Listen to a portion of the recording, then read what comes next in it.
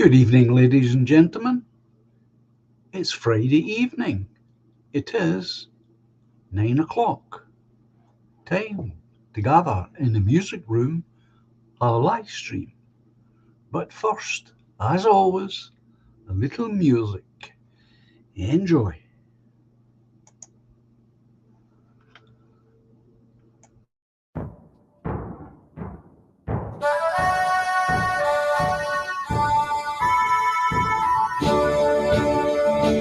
We are all the heirs to Scotland, as a nation proudly stand.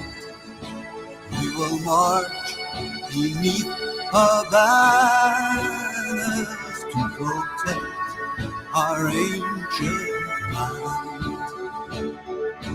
In the glens and cities, there on every street are the living heroes no army will defeat.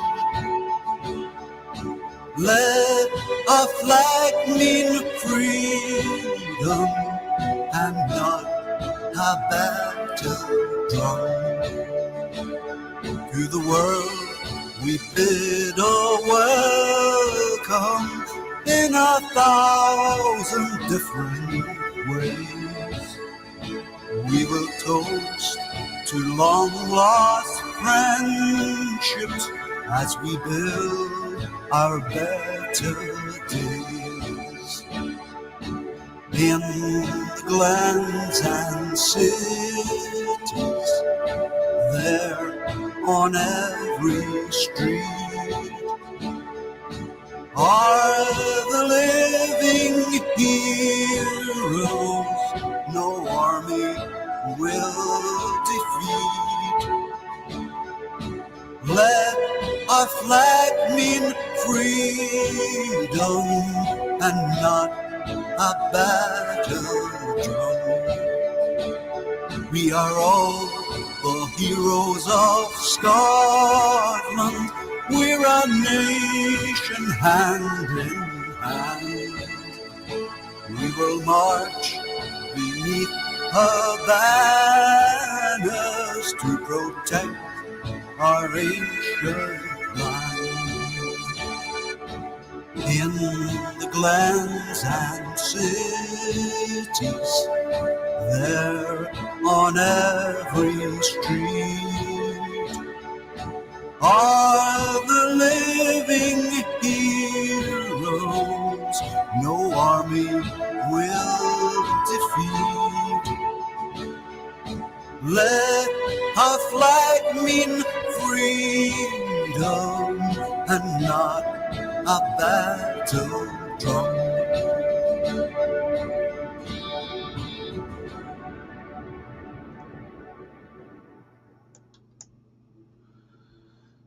Good evening, folks. I hope you're all well. Nice to see you back. Duck, we were just asking after you the other night. So I was.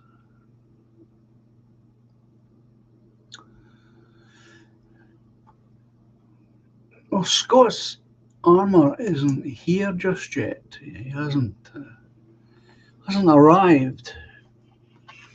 I expect he'll be here very soon, unless something's turned up. But he would have let me know if there was something wrong.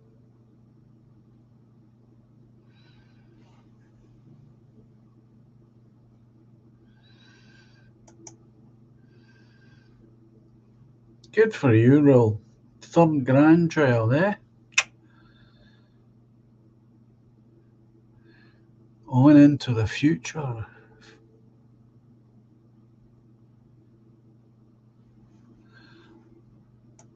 I expect so.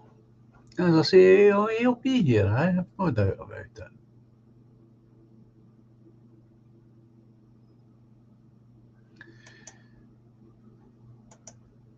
Well, that's good, DJ. I hope that means she's coming on. Looking forward to it. Looking forward to it.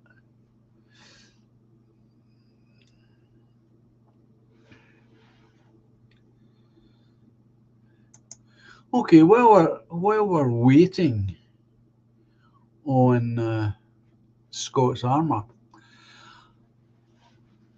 if you remember back to Tuesday night, some of you were asking about buying music tracks from me.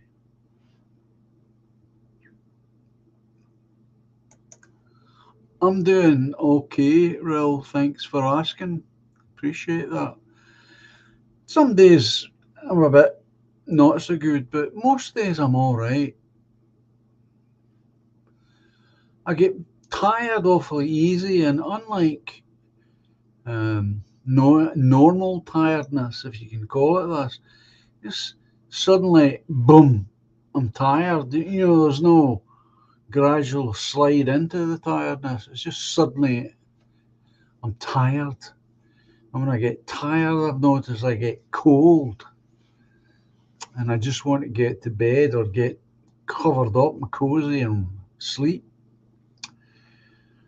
But fortunately, that doesn't happen too often.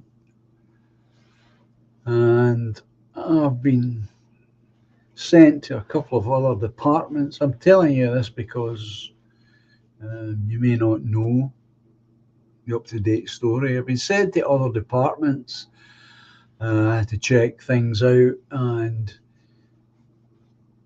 they're quite happy with things as they are. There's no intention, nobody's got any intention of operating on me. So that's pleasing. So all in all, I'm doing all right. Thanks very much. I do appreciate that you're asking.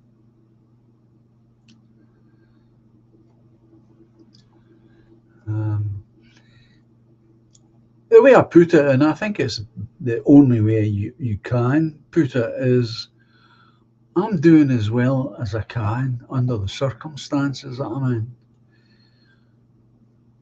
I was out the other day, trying to do a bit of exercise, walking around the back of the house, and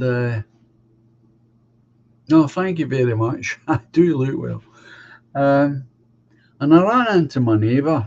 Now, my neighbour's son, now they've only got the one child, his son, and he's the same age as my own boy, which means he's in his middle 40s. Yeah, Scots Armour now. And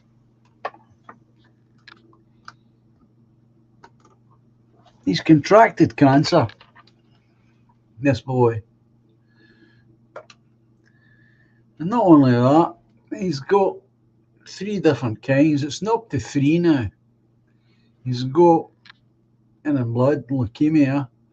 It's in his lung, one of his lung, like myself. And now they've found more cancer in his tummy. So I'm just going to bring Scots Armour in. Good evening, sir. Hello, John. Can you hear me? Yes, I can, thank you. First of all, John, let me honestly apologise for the delay that I've had. I had a bit of a issue trying to get connection to the internet of all things, but I'm glad it's solved now. Yeah, don't worry about it. I've got plenty of things to keep my audience occupied. But it's good that you're here. That's the main thing. So, if you don't mind, Scots, I'll just continue with what I'm saying to the audience, and then we'll get you in the conversation if that's okay with you. Aye, fire away. That'll give you a chance to gather yourself, as they say. So yeah, as I'm saying, this young lad down the stairs, he's got 3 forms of cancer, and I don't think that's looks too good for him. I really feel for his mum and dad, but what can you do? What can you say? Not a lot. So I want to get back to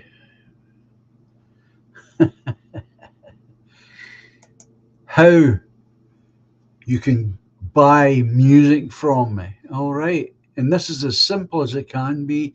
It, and outside the cost of the tracks, it'll cost you nothing and it won't cost me anything to send it. Right. It came to me after Tuesday night. So I'm going to use Toffee as an example because he was one of the ones that was talking about possibility of buying music. So if you don't mind, Toffee, I'll use you as an example. So what Toffee would do, right, is he would send me an email, very short note inside, just saying, want to buy the music tracks, John. I've deposited the money in buy me a coffee. And I'll get back to that. So then what I would do, if you're all in agreement with this, is the music that I use for introducing the stream is the title is called Scotland. The outro music is the Eternal Flow. I would include those two tracks. And what I'll do is I'll make up an email and I'll put the two tracks in the email. I will also put in the A side of my record that I put out in the 1980s, The King, the song about Elvis, and the B side, which was called The Great Divide. So that's 4 tracks right away, okay? But I happen to know that Toffee likes a track called Hail to the Lord. Now, if he wanted, I would include that also. Because what I'm thinking on is if you want to buy the music tracks, folks, I was thinking 7 tracks. So in the first email back to Toffee would contain those 4 tracks. In the second email back to Toffee would include the tracks that he's picked, such as Hail to the Lord. And I happen to know he likes that. So he might want that. And that would be one of his 3 tracks. And once he's picked the other 2, I would then send the second email. So that's how it would be done. You would deposit, or Toffee would deposit £5 in Buy Me a Coffee, and I would send him 7 music tracks. How does that sound? That's the simplest way to do it. That way you don't have to send me your real name or your real address. I can put my own email address up there so that you've all got it. If you want to buy the music, everybody would get those 4 tracks. The Scotland track, the Eternal Flow track, the King, and the Great Divide. That's the 4 you would get. And then you can add 3 other tracks. That's as simple as I can make it. So if you want to do that, that's all you have to do. I'll put up my email address. Does that sound okay to you, Scots Armour? Simple enough, eh? That's very well explained. Straightforward enough for folk that maybe perhaps only too tech savvy, John. Well, that's it. And it saves me buying these, because that was the way I was talking on Tuesday, these USB sticks. It would save me paying for the cost of these. And then you get an email or 2 emails you would get.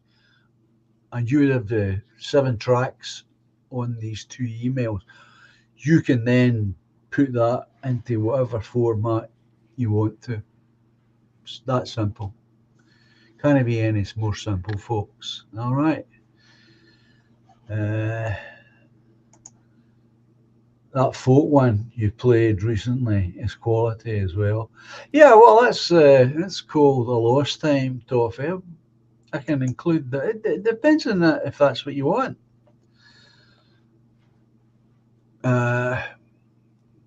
Budgie, for example, I know he particularly likes my interpretation of Play with Fire. Now, if he wanted that as one of his, I could include that for him.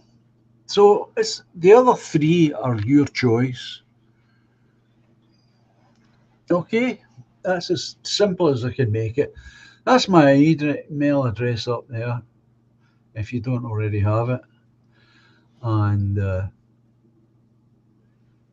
we'll take it from there. So you would pay me £5 through Buy Me a Coffee, and you'll get 7 music tracks. Okay. Don't think there's anything else, is there? No, that's that. So, how are you, Scots Armour? Do you know what? In the grand scheme of things, I really don't have too much to moan about. So I'll say I'm all right. What about yourself, sir? How's things with you?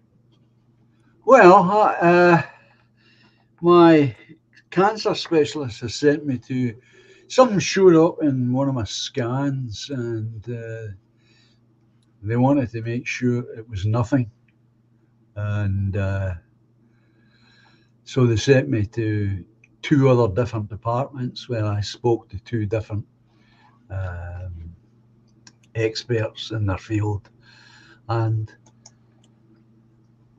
there is something there. I've got an aneurysm in my body from between the top part of my body and the bottom part of my body, but it's not doing any harm at the moment. It isn't quite the way it should be when I was 25, but at my age, the surgery is too invasive to take surgery, and on top of that, it's not causing me any trouble, so I'm just going to leave it. That's fine by me. I'm never one for volunteering for pain anyway. And that's it. I mean,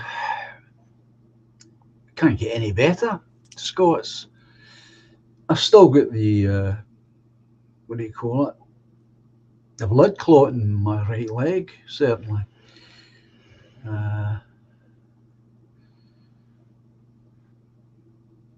They say that may never go away. Well, that's just a question of how my body and the blood thinners operate. If it might go away, it might thin down. Who knows? It may stay the way it is. It causes a bit of pain. So I take paracetamols. Is it paracetamols? These. I take 2 of these at a time, and that covers any uncomfortable aches from my leg. But the main problem is now I can hardly walk anywhere, to be honest. Just the lungs going. God made us to have 2 lungs to operate for walking and running purposes. and as my left lung is partially filled with cancerous fluid, I'm no longer able to walk or run the way I used to. But I can't complain, Scots. I'm doing all right. I'm doing okay. See, I put on weight. I mean, I've actually put on weight. Would you believe it? I mean, I'm heavier now than I ever was in my entire life. that's a good thing, though. Well, that's what they keep saying. That's ideal. Yeah. But I did You say know, to my dietitian that I'm not going to be doing anything like going on a diet or anything to cut that back. I'm just continue eating in my usual fashion, and we'll just see what happens to the weight. well, in all honesty, sir, I think with everything that you've been through to the point where you've currently got yourself to is a very good testament to your care and the way you're managing things. So long may it continue. That's the way I see it. Dirk, I don't think it might. See, one of the big things these days in these so-called modern times, when it comes to doctors, is the patient's age. Now, my age, I'm going to be 78 in a few weeks' time, and that's a biggie. So, what they say in their own mind is, can this patient survive the operations? And with some of these surgeries, like this one for the aneurysm, and I expect it would be the same for the leg, is it too invasive? Will he survive it? Well, the specialist told me bluntly, I wouldn't survive the operation, so they're not going to do it. And I'm quite happy with that idea. So, as long as I can function, that's what I told them. If you can keep me functioning, I'll learn to cope with that. I'll learn to accept that I need to be able to function. I've got things to do in my life. I've got a country to save. They look at me when I say that. So, but I appreciate all the concerns and asking. Uh, and I can't complain about the tension and the treatment I've had. I just can't. So there you go. But when you're not here to talk about me and my state of health,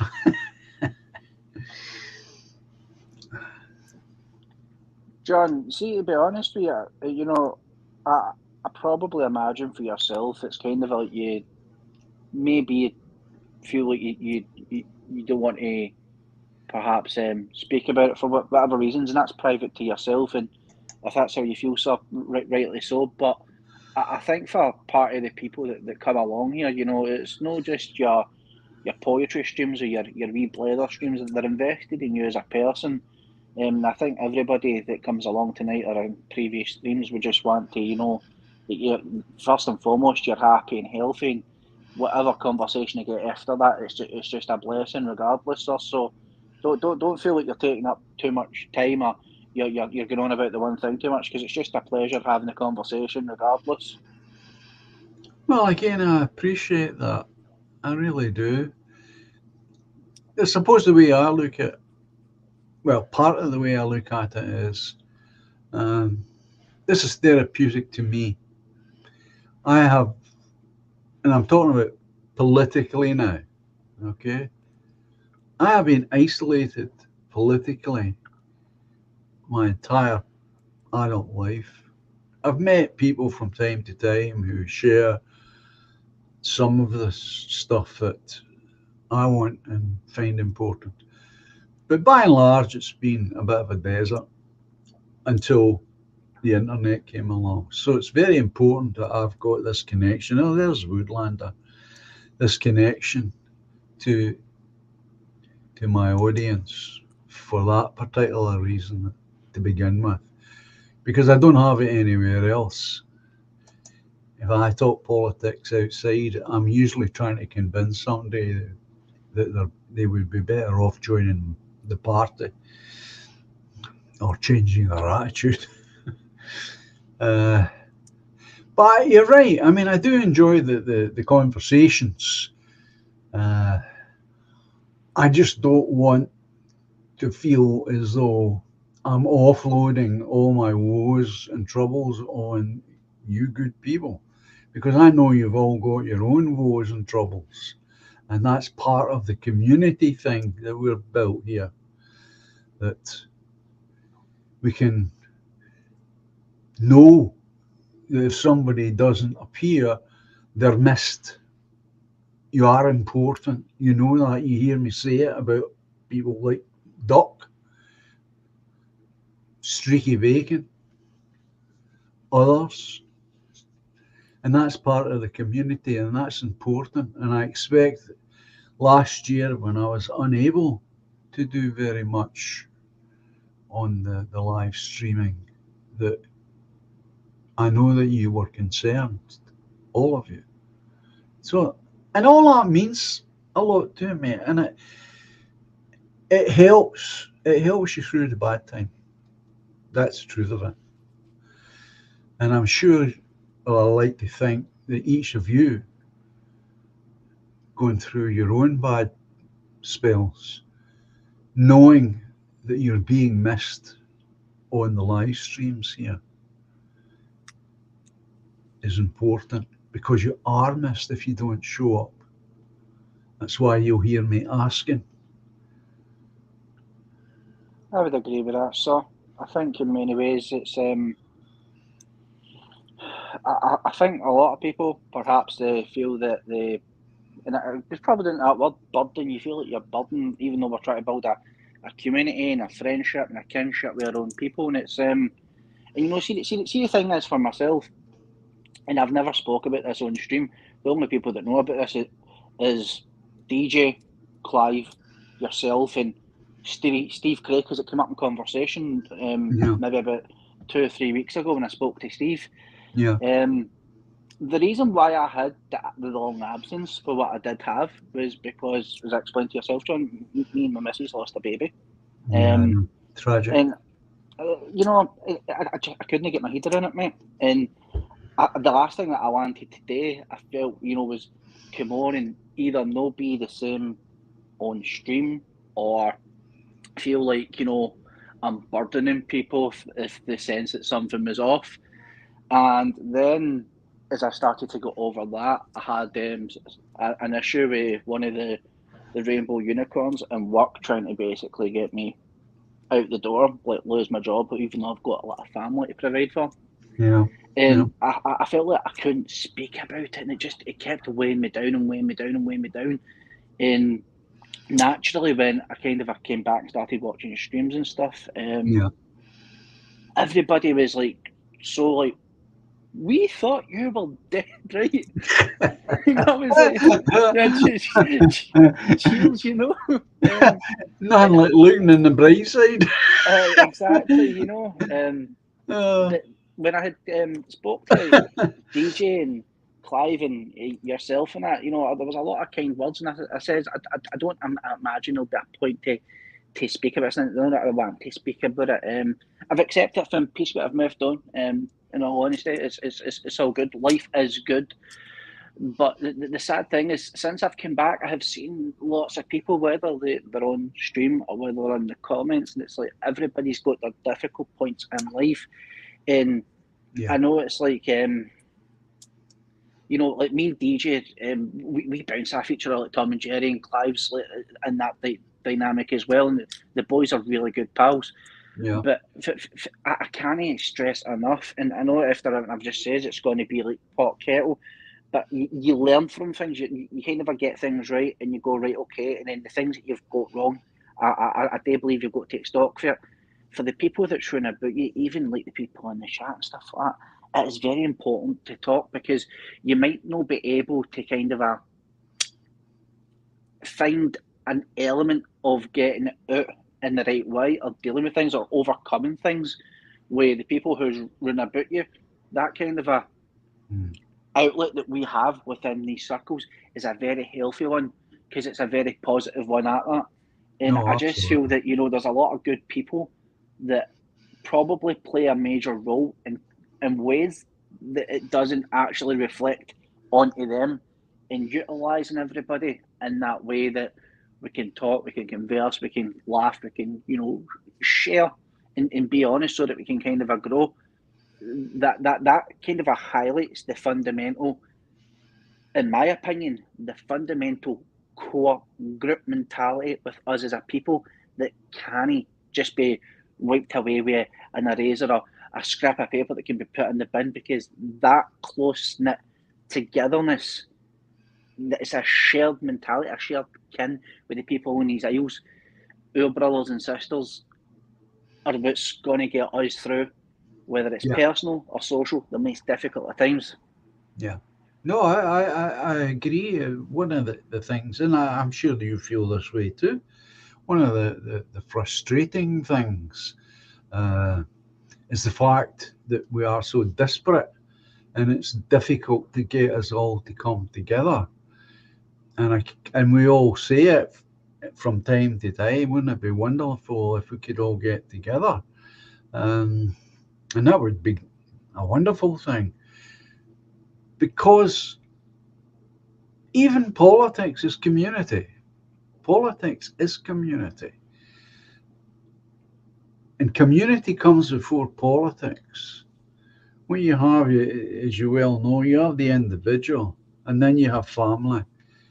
And we all start, or we should all start, and hopefully we do all start with mum and dad and any brothers and sisters that are in there.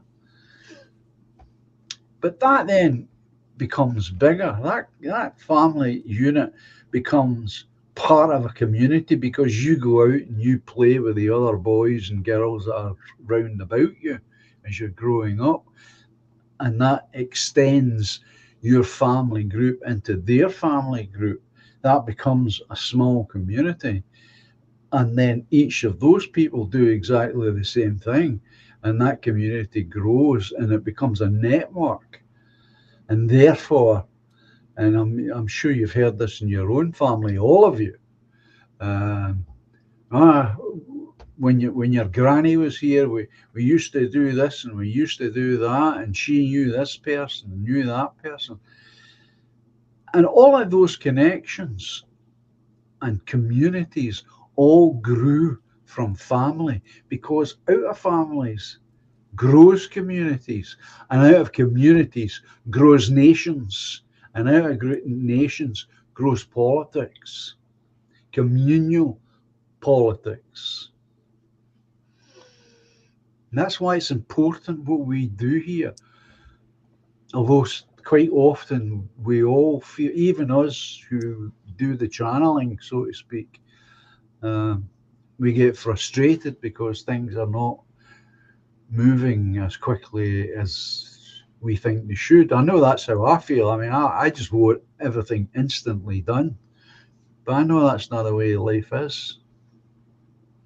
No, and I think sometimes that we can kind of get caught up in that emotion.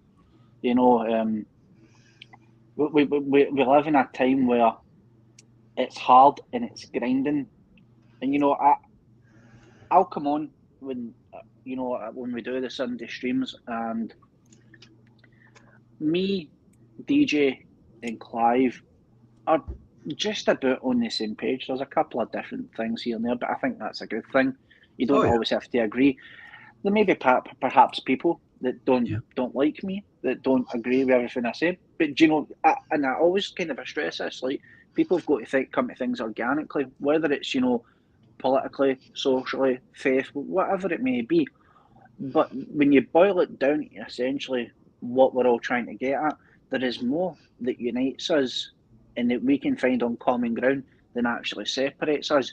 Because ultimately, at the end of the day, we're all just trying to get what's best for our people. We're all trying to get the best possibilities for the children. We're trying to restore and redevelop the country. Because let's be perfectly honest, I mean, I don't know if you've seen the news recently. This is just kind of an absolute ironic laughing state of Glasgow City Council. But recently, the potholes have become so bad in Glasgow that it's the old cobbled streets, and some of them the roads are that old. They actually think it's like the old cobbled pavements that's been put down for like a couple of 100 years ago. I kid you not, sir. It's absolutely a shambolic state, but nonetheless, whether we have differences on policies or differences on philosophy or ideology or belief, the point being there is more that we can find common ground on and unite upon than what separates us. And people kind of look past the little things and focus on the things that, quite frankly, they shouldn't concern themselves, because everything will fall into place, everything will take action, everything will be given back when it's time to be given back, when it's time, when the healing is done. Because right now, whether it's in Scotland, whether it's in England, Wales, or in Northern Ireland, the people still haven't fully healed. The communities are still divided. There's whether it's regional, whether it's, I mean, we'll just take the example of like Glasgow. Glasgow's got a very deep divide with many different fronts. That's a city that needs to heal. You've got divisions between, Londoners and Northerners. Toffee, you hear the whole combatant of the Scouse and the Manx, but nonetheless, they're all good people that have got more in common than what separates them. Once those little things come together in time, when they're meant to, the rejuvenation within these lands will be beggars belief, because people will, how did this not happen earlier? Because we're all tits, but eventually the chips will fall when they're meant to. No, you're right. Of course, I mean this is the thing, and it must be very, very frustrating for those who are against us. It must be very frustrating, because they must obviously see that. Not only will they see it, they'll feel it. And it must be very frustrating for the poor buggers, but that's their problem, not ours. But you're right. This is the thing that has helped me enormously. To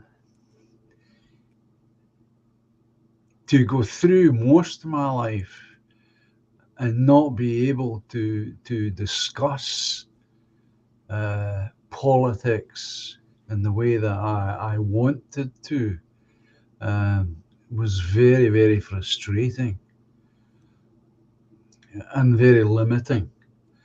And so when I discovered the YouTube, thanks to my son, it was a huge liberation going through the different channels and listening to different folk. Some of them I never went back to, obviously. But I feel as though very much I've found my folk here, and I like to think that my folk have found me here, and we can and do support each other, and we'll continue to do that as long as we can, and we will succeed because of it. Well, the thing is, a lot of people, it's the patience thing, but by a large part, they expect too much too quickly. And sometimes, like, for example, if and this is going to be a very poor way to explain this, but look at it like this, and this is a way that I try and relate this to people. You've got a wife and you're starting out as a young family, right? And you go, right, the foundation's to buy a house. So you want to go and buy the house. And you see the house and you get the ideal, it's going to be a good community. You can probably see yourself, getting on with some of the neighbours. Maybe even in the summer, you sit out in the garden, you've got a dog, a couple of beers. You take all this in.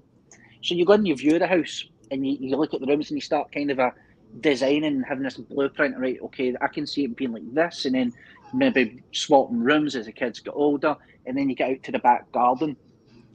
And the thing when you plan a back garden is you've really got to get the idea early on, because if you want to, say, for example, grow edible flowers and you want to grow little veg patches, well, sometimes you've got to rotate round a bit, because if you grow them if you grow the same things in the soil too often, the soil can become a bit redundant over time. Yeah. So when you kind of want to get your garden blooming, all the veggies, everything, and you want to be that way consistently for 45 years, you've got to plan a long-term goal. Yeah. And basically what I'm trying to get at with this is, in order for us to get the outcome that I suppose by maybe 80-90%, and that a lot of us would probably be on the same page with, again, just those little tweaks are different. That doesn't happen overnight. That this country, the lands, the cities, the towns, the villages, they weren't scaped and designed and built overnight to the communities that our grannies and grandads knew them as. They took time. People had patience because they could see the fruit of their works and it gave them pleasure. But then in that pleasure, they expanded. That's when the true genius kicked in. Because I went, well, do you know what? Well, if I maybe add an extension here, or if I put another wee plant bed over there, I can be more sustainable. I know DJ hates that word, but I can get a lot more produce myself out there. Or if I put a wee extension over there, maybe we can have another kid or two. There's a lot of planning, and I think what we've got to do is when we look at our streets, plan it as a community, planning an eventuality of, right, okay, where can we find benefits? Where can we grow? Neighbour to neighbour, city to city, town to town, village to village. If you don't look at things like that, you're going to leave yourself short. You've got to plan for the short term, but you've got to plan for the long term. And if you're planning for the long term, you've got to have a bit of patience, because if you don't have the patience, you'll never have discipline. And if you never have discipline, you're never going to succeed. Of course. I think that kind of brings us back to, I would argue, Scots, the importance of local politics, being involved in local communities, um, to build by example. That's what I mean by going along to, let's say, youth club, see how it's run, get involved in the youth club, see where you can add something or help with something to extend and solidify what's already there. And through that, people will take notice of you, your attitude, and your philosophy, and therefore your politics, rather than every 4 years you come along with a leaflet and stick it through their door. And I think this is what I've finally come to over the last 5 or 6 years, because I used to ask myself that question all the time. Well, even if you had a political party, John, what does a political party do when it isn't trying to get into power? And I could never satisfactorily answer the question,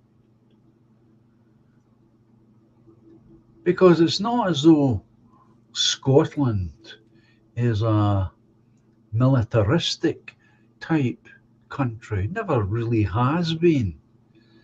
Although we can fight, but leaving that aside, so it's not a question of forming bands and marching on parades, etc., etc. So what do you do if, for example, I had 500 or 600? Wouldn't it be lovely? 500 or 600 members in Inverclyde, party members. What would I do with those party members? That was always the question for me. And I've come to that conclusion that, well, what you would do with those party members is you find out which ones are interested in helping in the community and where are they interested. How best can we utilise what every individual has in the way of skills and talents and interests, and get them involved in those particular areas if it's possible. And if it isn't possible, start those areas up in various groups so that those 500 people that belong to the party are actually involved in the community. That's what they do outside their own leisure time. It can be part of their leisure time, of course, that's even better. But you see the point I'm making, so that the party that you've got is also part of the community. It just doesn't sit on top of the community and wait for elections to come along and then go out putting stuff through letterboxes. It has to be part of that community because it's their community. It's not my community because I happen to be the party leader. No, it's everyone's community. So everyone should be doing their best to take part in the community in whatever way they can. What do you think? I genuinely agree with that. I think, although again with the politics thing, I, I've stated my case with many times, but I do believe, at least in the local organisation side of things, I do believe locally within your own neighbourhoods or estates, whatever it is in the country that you call them. Us here in Glasgow, we call them schemes. But Yeah, you know, at that level, I think it's very important because it gives a connection. It kind of lays roots in the foundation, so that, as I said earlier, you know, you go, you get a house, you lay down those foundations. Your neighbours put down foundations. We, Joy and Josephine down the street put down foundations, and you see the fruits growing with the children and the grandchildren, and it kind of bonds people to a spot where not only are memories and relationships are taking place and growing, you kind of find that spirit so that when they go out into workplace and then they connect with other people, they can take on that.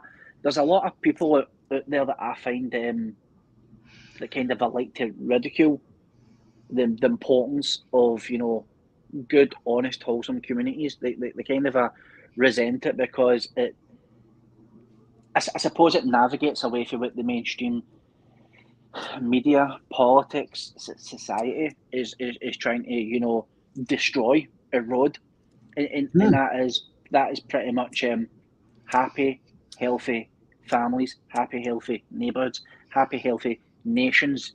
And you know, see, every time you see these people on the TV, um, the big one that I can't just wrap my head around, John, and I think I've said this a few times. You know, we've got people that if they say the wrong thing in this country, that they end up getting, you know, a chapo on the door. Or hmm. it's all right to wave a flag of another nation in Scotland. I think the only flag that should be flying in Scotland is a saltire. You know, the Absolutely. European flag, everything else, it shouldn't be there, right? But all these other flags are welcomed, and we can celebrate St Andrew's Day and have it and all the rest of it. You get people that try to piss on it. You know, St Andrews could have been a transgender. MD could, you know, pretty much be open to quantified as Scottish. But the one thing that it's just genuinely never sat right with me, especially the last few years, we've seen it building up and building up, and kind of a chipping away at it at um, different aspects, is St George's Day. Now, I'm not going to turn around and say, I'm a champion for the English, because I'm Scottish English. I've got enough capable, intelligent, articulate, wise people to fight their own corner. But if somebody sits in Scotland and watches all this rhetoric getting played out, and you see that the sheer hatred for St George's Day, the flag, their nation, their identity, and you see what's been happening in our own country, and then, you know, it's like, but we're welcoming, we're this, we're that, and you look at it and you think to yourselves, these people have got too much fucking time in their hands. Pardon my language. They truly do. These are the people, right, that quite frankly, that have got about 14 flags in their Twitter bios, about 9 different labels to put on their identity. They spew all this derogatory communist filth for the day, but MD's welcome, but the English, and I think, do you know what it is? I think it's the fact that people are that far gone out with their own reality, that they're that far gone that they've lost concept and grip of who they are such a long time ago that they have to have a focal point of hatred because they're lost. It's a resentment thing within themselves. And that comes through everything that we've seen, again, through media, politicians, God forbid, Hamza Yusuf, son of the soil for Pakistan. But when you look at this played out for what it is, the one thing that always sticks in my head is the book of Proverbs 15:12. Mockers resent correction, so they avoid the wise. And you see this in conversation, whether it be in Britain, whether it be in Europe, whether it be in America, where you get these people and they come up and they start talking about just like that, about the whole gender and what that should look like, and they get asked to provide facts. What's your facts based on? Like we've seen recently with the ban of puberty blockers in Scotland, you get all these people on Twitter in the last day or two being upset how children are dying up and down the country. Provide those facts. Let me know statistically what those numbers are. And they just block you, run away for the conversation because they don't want to hear facts. And the facts come from a place that's based on this is what we know. This isn't on feelings. This isn't on whatever our quote-unquote lecturer told us. This isn't about what we're talking about when we're in some shoddy hippie cafe, that smells frankly a BO and chicken grease. This is exactly what it is. And I think there needs to be an element where you have empathy, but at the same time, it has to be hardened. We need to kind of drill this into the youth that too long you have been namby-pambied, and we need to kind of take away everything that you've been taught, strip them down to the bare minimum to find humility, to rebuild them. And when they kind of come to that point, when you get sheer humility in people, no humiliating them, but humbling them to the fucking core, then you will see a completely change of direction in this country.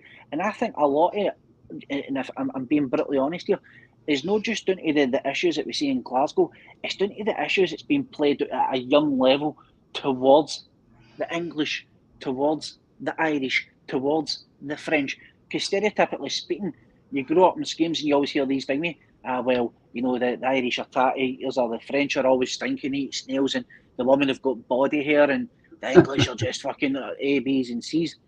Strip them down, humble them, get a grip. What you need to be focused on, what you need to pay attention to. This is a reality. This is what you need to know.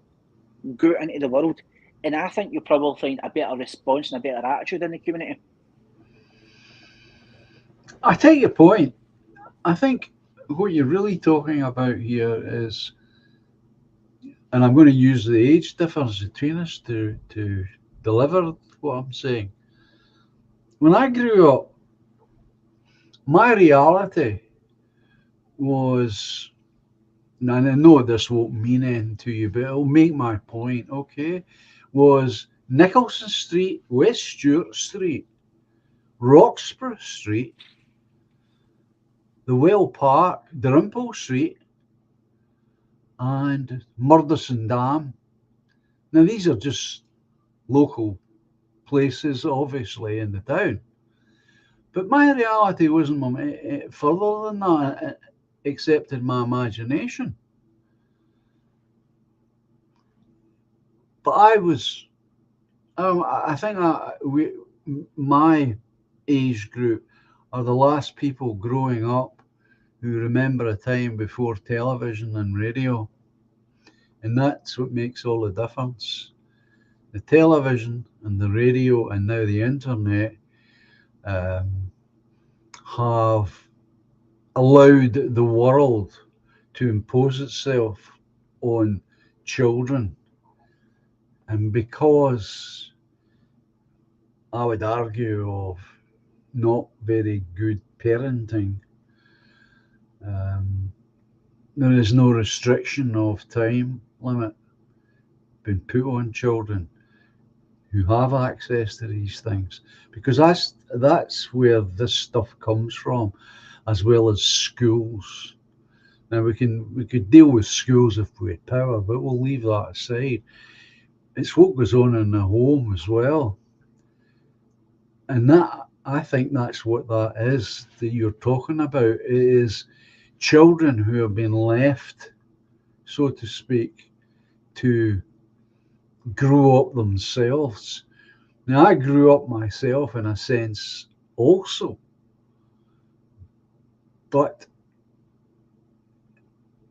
the wider world wasn't even something that existed for me. These places I just laid out to you, that was my world. Bits of Greenock. I suppose I could add the library onto that. But I hope you see my point here, Scots. What I'm saying is that the children growing up today, and even my own son's generation, um, their world was bigger, much bigger than my world, because Yeah, technology allowed that world to come in to the house. but I think the sad thing with that, right? Because this is where I suppose one of those conversations you could relate to flipping a coin. It's what side does it fall on?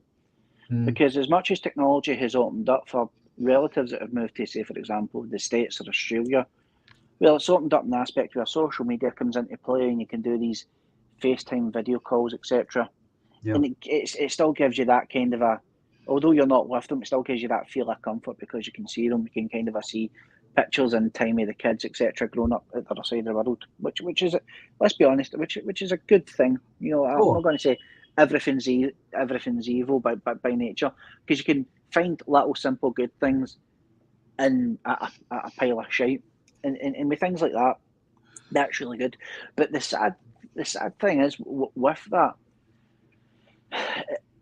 and we could perhaps even relate this to what you use the internet for in many regards, is people can find themselves getting consumed by something too quickly. As we said it earlier on, this is where the patient side kicks in. But with that, it's like a consumed, they're hooked on it. And whether that be for the wrong reasons, I mean, with the greatest respect, John, I'll just call it the adult industry. That's been an absolute deterrent to young men. You've got a number of websites that allow the most absolute fantasy in terms of who the real Europeans were, like pure falsehood narratives of literature that's been written by, as far as I'm concerned, namby pamby in a backwater shed and put up there as factual. Kids are getting hooked onto this because they've got no sense of identity because the state of the education's failing them in this country. You've yeah. got a lot of different things where people, are are hooked on watching people get to the point where they're no moderately obese, like completely and overweight, like at the bulk like size of a camper van, and people are tuning into these live streams and sending them $5, $6, $7 so that they can watch them eat a Big Mac. The dangers of which came for the technological advancement, because there's been nobody there in a sense to not necessarily monitor it, but to be an advisement guidance figure on things. Like you're saying, kids being left too long on certain machines will come across things that they should never have came across, and therein starts in the problem because you've allowed the devil, so to speak, into your home. And Yep. people might think that that's not exactly worded correctly. People might take that as I disagree with it, but in my honest opinion, if you let any sort of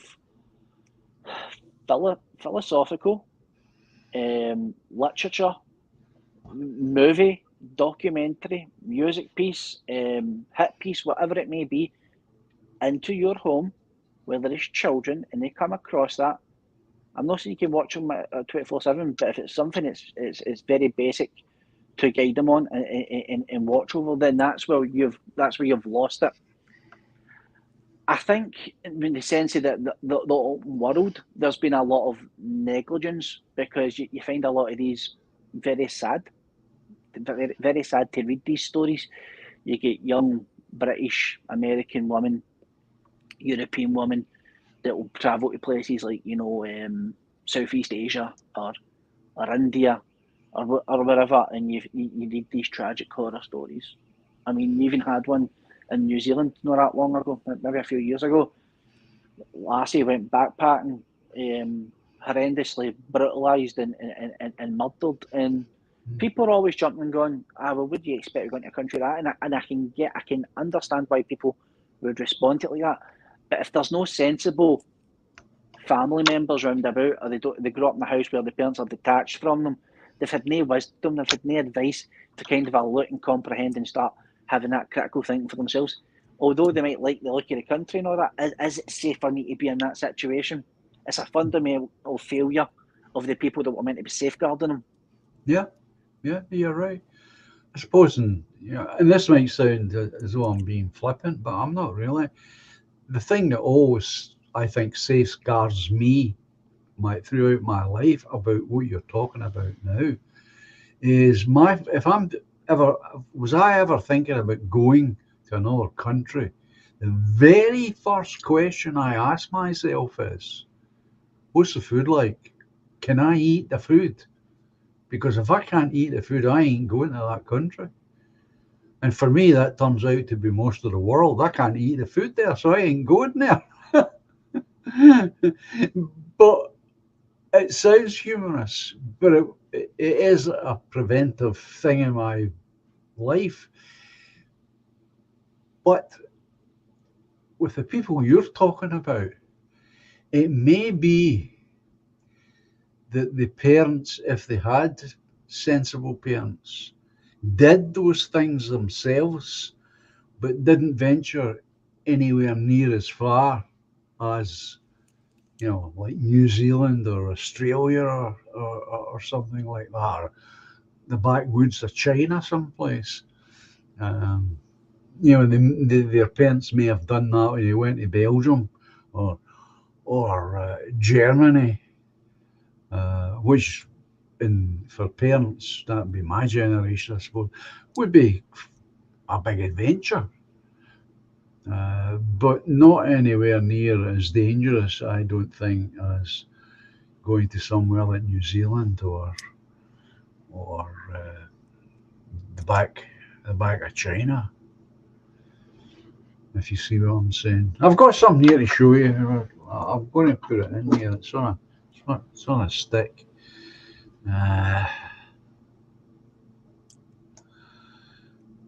Something to look at.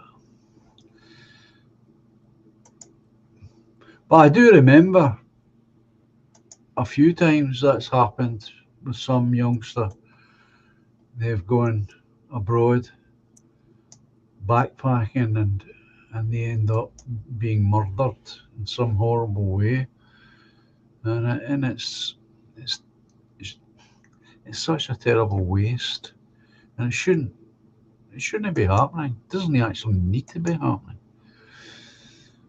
Anyway, folks, this is for all of you. You don't have to be a party member, but this is what I'm working on at the moment. This is the front cover for the booklet with our main policies.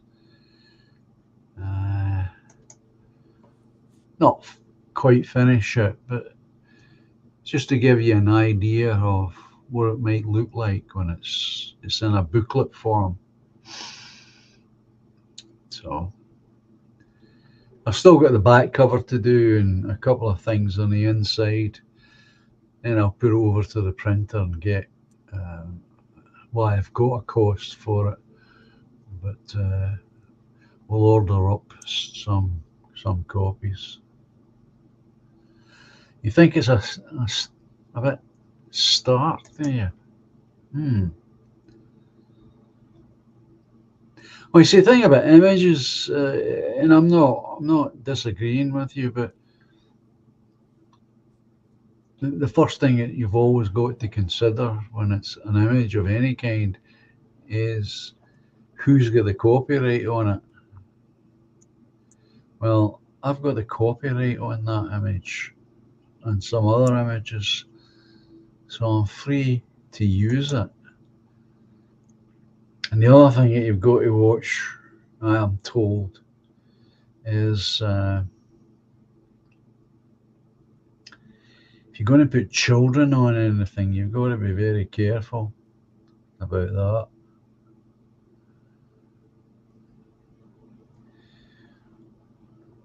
I'll give it some thought. I appreciate your input. You get anything to say about that as a cover, Scott? No, I think you make a good point, because you could find yourself perhaps putting out a booklet that's got very good material in it. Maybe a lot of people will find they can relate and resonate with a lot that's in the booklet, and you can put it out there for distribution. Maybe, as you said earlier on, a local library, a local community hub, and then someone who doesn't agree with it, sees the picture, finds that on Google, and then tries to do you for copyright, and Yeah. your message becomes null and void. So I do understand that your reasoning behind it. Yeah. And it's not as though I can reach into my photographic library for images of children there either, because the only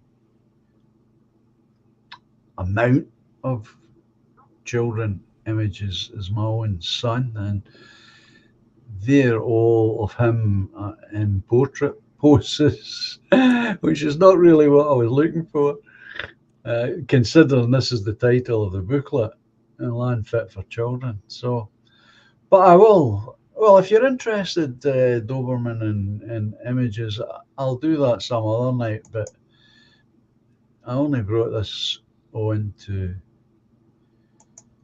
let you see that I'm working on something that you haven't heard me talk about for a while.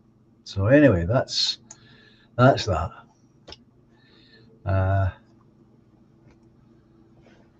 I've got the back cover to do as well. So wee bit of work yet. Hopefully I'll get it finished over the weekend and see what the printer makes of it.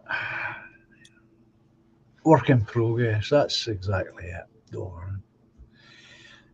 Scots, I've got a question for you, a direct question.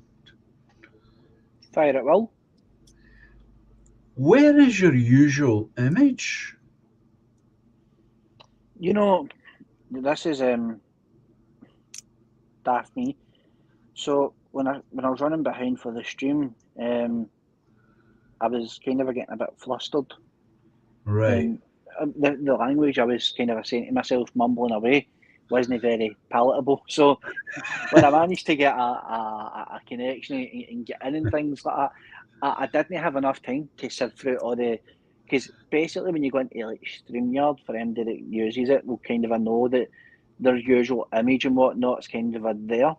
But it wasn't. It was like the grey out option and stuff. So when I went into my photo library, I thought, I don't know how many rows down this fucking, pardon my language, thumbnail is. And I scrolled down like literally maybe like swiped 4 or 5 times, and I just seen that picture and went, oh, that'll do. So there is no great explanation. It was just literally a hit and hope for the best. I'm just curious as to why, because I really like the one that you normally have, the one that was made for you, which is really good, The interesting thing with that is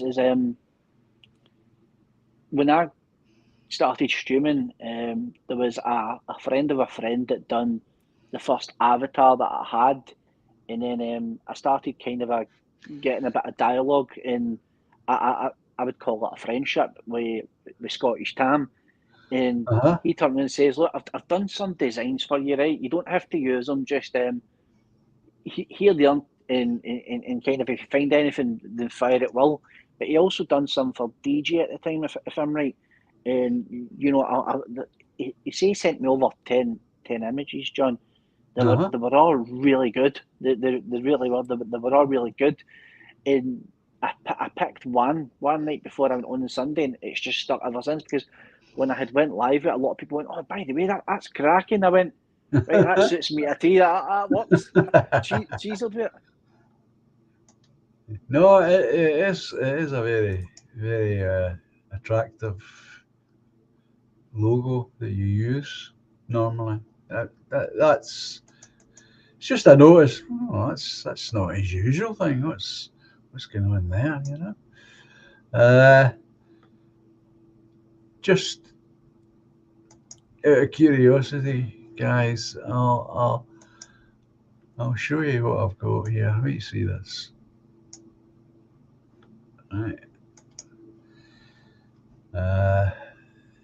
Because somebody said you can't feel with cats on the front, so have a look at this.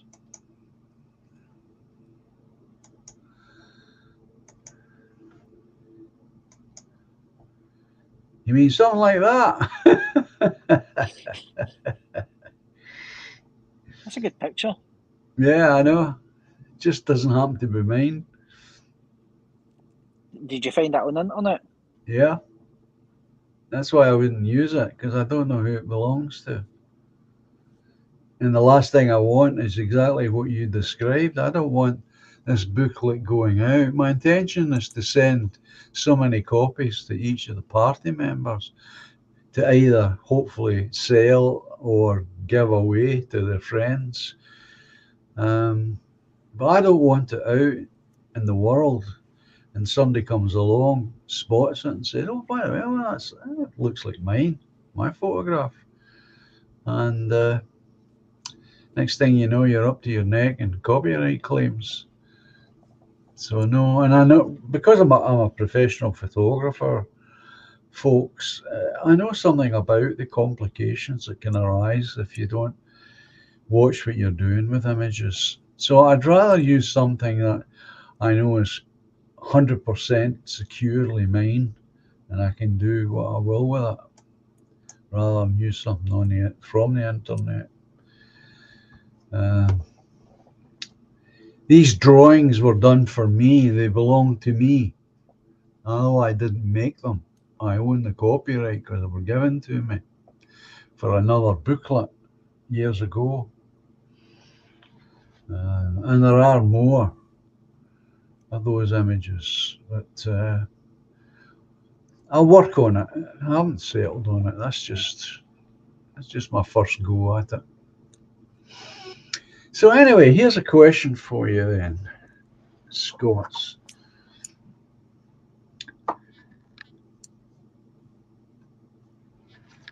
If you are concerned, as we are, with our own people, how do you think that plays in the heart of God in relationship to people who are not our people? What kind of attitude should we have, you think, to people who are not our people? That's a good question, John. In all honesty,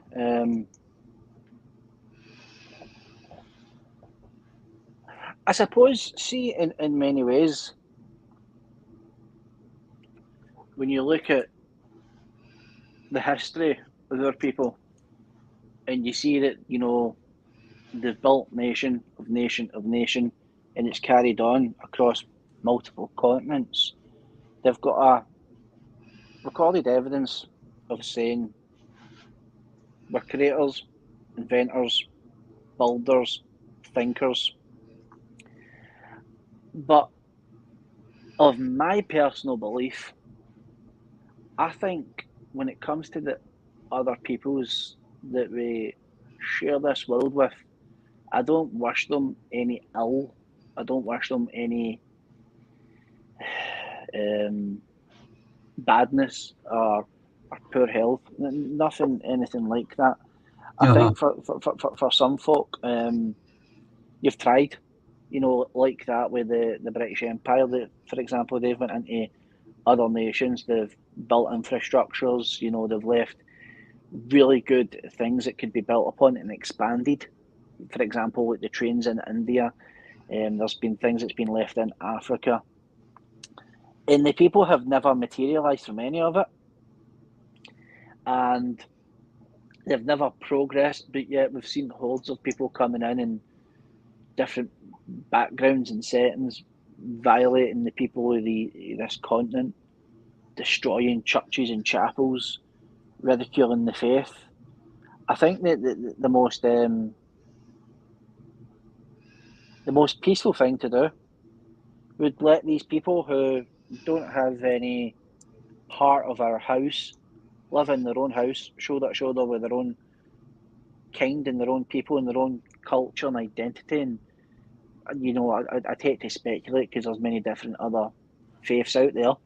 Let them just do what they want in their own lands, and if they choose to band together and be fruitful and develop and be frank and earnest, then fantastic. Maybe trades could be built later on down the line, produce to produce, whatever it may be.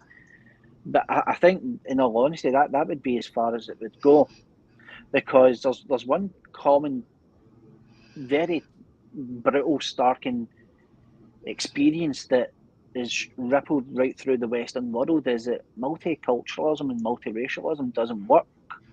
No. It hasn't worked for the longest time. And the sad part with that is the multiple, if you want to call it, interfaith, where they take pieces of everything and put it on into small cities as if it's like a fucking pizza. Yeah. And you just sit back and watch it, and it's very sad because a lot of people can call it naivety, and there's an element of that. I think it's probably for the people that have tried to invest in that from their own personal point is maybe being a wee bit best wishes, but it's not just in the last 50 or 60 years that that this hasn't worked. It's not worked for a very long time. And I think the more that we try and enforce this, and the more that we just try and tiptoe around it, the more damage that it's going to do. Nothing's compatible. So that's where I would say that's where my answer lies predominantly. Shall we go a wee bit further than yourself and say it's never worked? It's not. It has sometimes worked. No, it's never worked. And the example I always give out is if multiculturalism worked, you wouldn't have Chinatown, you wouldn't have Little Italy, etc., etc., etc. And these places have been going, well, especially, Little China has been going for a long time. And if you've ever been there, Scots, when you step across that threshold, you're in China. You've left the USA and you're now in China. Perfect example of where it doesn't work and has never worked and has never attempted to work. And it proves the case, if it ever needed proving, that it doesn't work and will never work. And therefore, the best I think we can do is to say to the foreigner, why is it you are here? And I would suggest that, quite apart from the free money and the free stuff, they like the convenient stuff that we have got in our houses.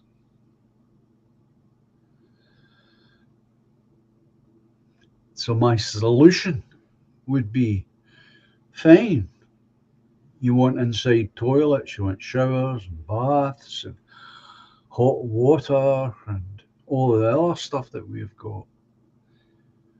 We'll show you how to do it.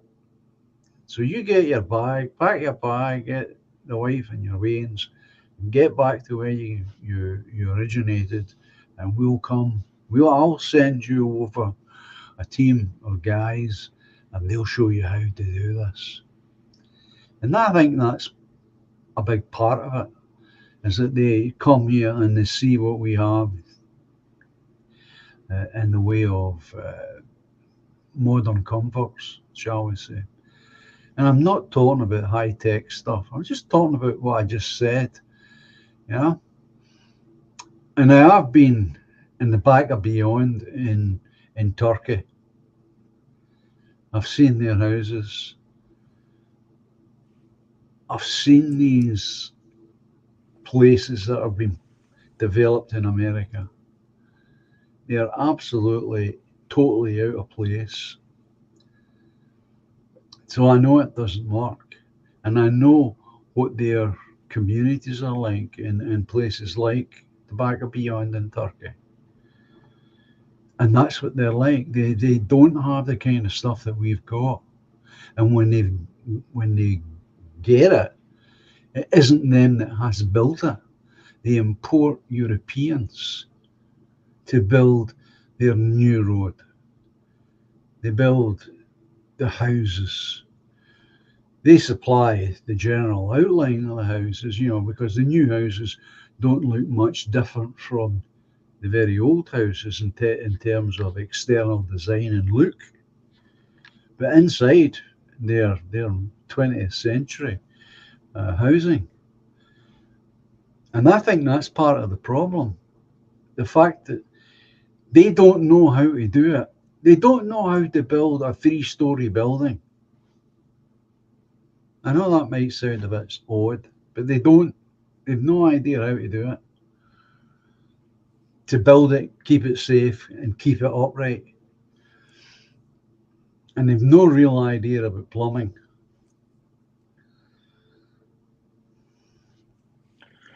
You know, You see what I'm saying here? no, I agree. I agree with the point. It's just funny that you've brought that up, because I had recently seen the Chinese, as you know, John, have moved into Africa. They've invested huge amounts of money into it for the resources. What are they doing with it? Well, the thing is the Chinese are not a people that you kind of want to piss off. They're very shrewd with their money, and if they're giving you something, they expect the absolute best, despite who you are. They Yep. expect it to be the highest quality. And if you're paying for something, then I would have to agree, rightly so. You're not going to pay somebody money to fucking give you a standard of the pound shop. But they've went into Africa, and they're trying to build these projects, different housing, different types of buildings and infrastructure. And it's got to such a point that a lot of the Chinese workers who are in Africa have went to these companies to basically bring more Chinamen over into Africa, because the workers are so idiotic and redundant, that it's going to cost even more money the longer it goes on without any actual work being done. And it's quite striking in many ways, that with all due respect, that these people, who cry for opportunity, that they say that they've got talent, that they can, be left to their own tools, have frankly shown time and time again that that's not the case. But the sad thing is, where that ultimately it's not the children's fault, because they don't have any real leadership or real talent shown them. But even like that, in the cases where the Chinese have went over, and as I says, with the British, and they've been shown how to do things, they're not enthused by it. They have no desire. They have no kind of I'll pick it up and do it for myself, never mind anyone else. And I think in many ways, the best case is just to let them play it out as they will. His expression is, you can take a horse to water, but you can't make it drink the water. Right. And that's for many nations out with. You look at these people, and they're flying, or they're coming in by boat, or they're coming in by train, or whatever it may be, all over Europe. And money's a huge part of it. Benefits is a huge part of it. They come in, they see the lifestyle, the life standard, the life quality. Although we can look at it and say it's relatively shite, but we've seen a natural decline. In people older than myself, we would have seen that even further, which is very sad. And there is common denominators within each generation where the decline's happening. Yeah. And me personally, I've never left Europe. I have no intention of leaving Europe, because I've seen enough from people sharing things, or people that have travelled out with Europe that I know personally that have come back and gave me some hands-on, real, I was there and seen this with my own eyes. People that I trust. I just think, do you know something? Out with this continent, I don't trust the world. People might think that's a narrow-minded way to live. I call it wise. I call it prudent. I call it being sensible. Because if I go from here to, say, Hungary, or if I go from here to Croatia, sure, realistically speaking, they're Hungarian and they're Croatian. They're different from me. The languages are different, but there is a similar interest of lifestyle expectations, of standards. I'll find more compatibility and common ground with them than what I will on somebody in Cambodia or Japan. Yeah. So I think with people, they go over to in Southeast Asia is a great country, a great part of the world. Sorry to use. They've got all these old fancy temples, and it really looks good. They've got these wee stunning beaches, and the weather's really good. But people tend to forget, you know what I mean? It's Southeast Asia. It's high human trafficking, high murder rate, high drug trafficking. You name it, anything goes over these part of the world, and half the time you don't know if you're chatting to a receptionist or a tennis player because they're all jumping about like trannies over that part of the world. Respectfully, I'm not trying to bash anybody. No. You know, I think that people kind of like caught up in the little things that don't matter, like that. You know, it's cheap and it's cheerful over there. I would rather happily go to the same place in Europe 2 times every single year than go to a Cambodia or a Mexico or a fucking Goa or something like that. Well, as I say, I've got the safeguard that when it comes to the food. But I think Doberman here is making a comment, and I think the important part is of his comment, that is the very first word.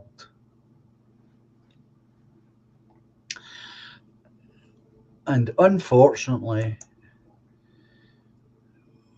if I start talking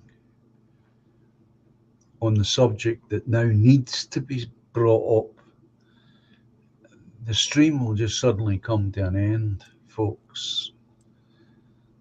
So I just want to say that so that all of you know I'm well aware of huge problems that for the moment seem beyond our capacity to change for the better. All right. And they used to be able to be discussed to some extent, but no longer. So I'm sorry I can't go into it. And I'm going to take up Scott's point and make perhaps, which is the only point that we can make. And that is, for most of the world, we have to allow them to find the 20th century in their own time. They may never find it, but it doesn't seem to work when we accelerate them into the 20th and 21st century. It seems to cause more trouble than it's worth. And I hope you all understand the point that I'm dancing around, and I can't actually bring it out and speak about it openly.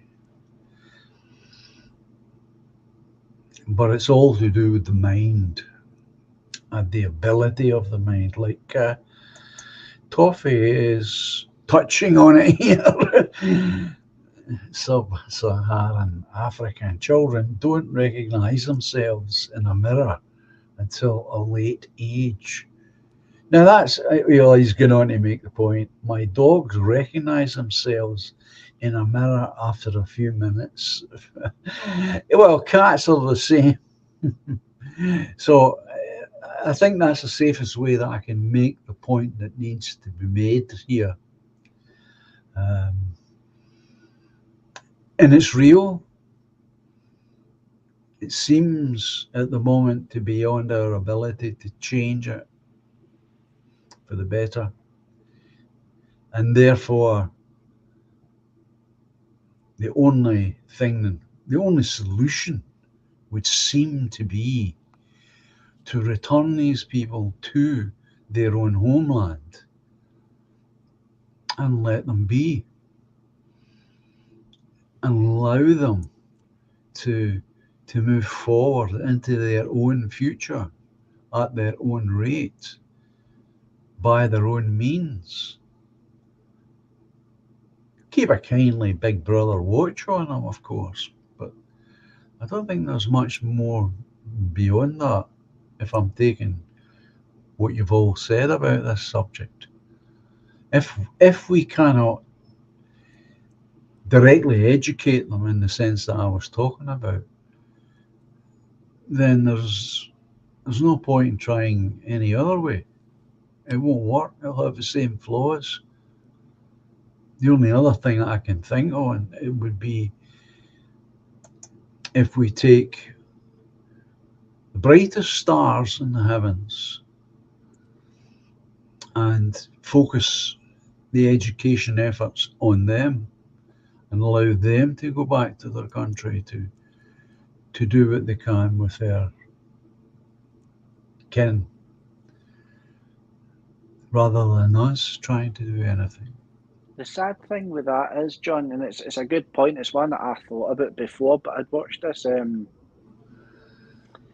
was an African American with a Nigerian talking. This is going back to maybe, I'll say give or take, just after lockdown ended. And I was on one night and came across this documentary, and I was just listening to it for background noise.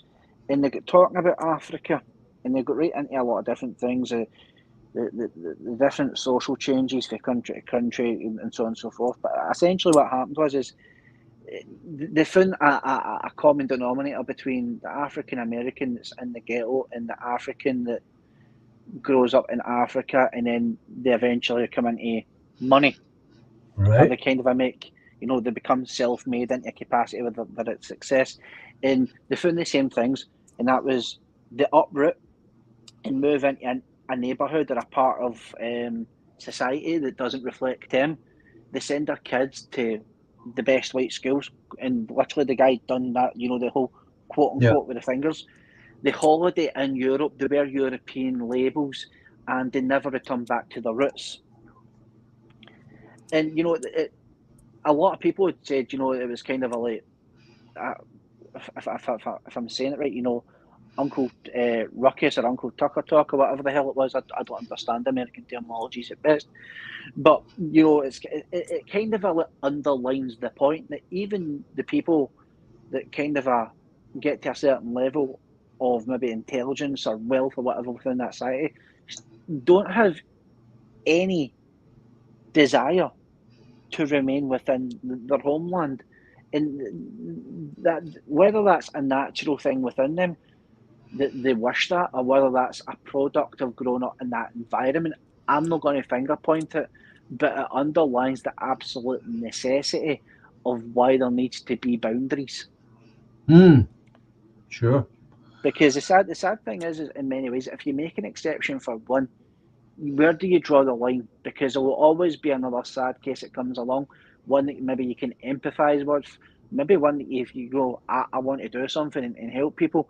But the sad reality is you can't help a nation if it doesn't want to help itself. And with the amount of things that have been played out in Europe, the amount of people that have been left behind in Europe, not just in Britain, but in Europe right across the board, we possibly can't help them, Dales. We really can't. We've tried too much and gave our own people too little. So, famous cities, huge, beautiful, famous cities across the continent had become no-go zones. Yeah, I know. And and to think that we've got people growing up in Europe where a city that their grandparents walked down the streets, their maybe mothers and dads played safe in the streets to the children and grandchildren can't even so much as remotely walk down the street, never mind try and get a house there. Tells a story that this experiment has went on far too long.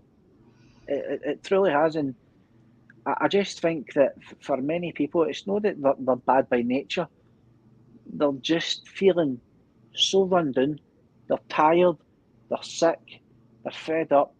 And like that, if they try and have an honest and frank conversation about their own experiences, their own feelings, their own wishes to see better change, they're labelled racist, they're Mm. labelled bigoted, they're vilified, they lose their job, and that underlines the protected opinion of what this country's government and national media services are trying to push.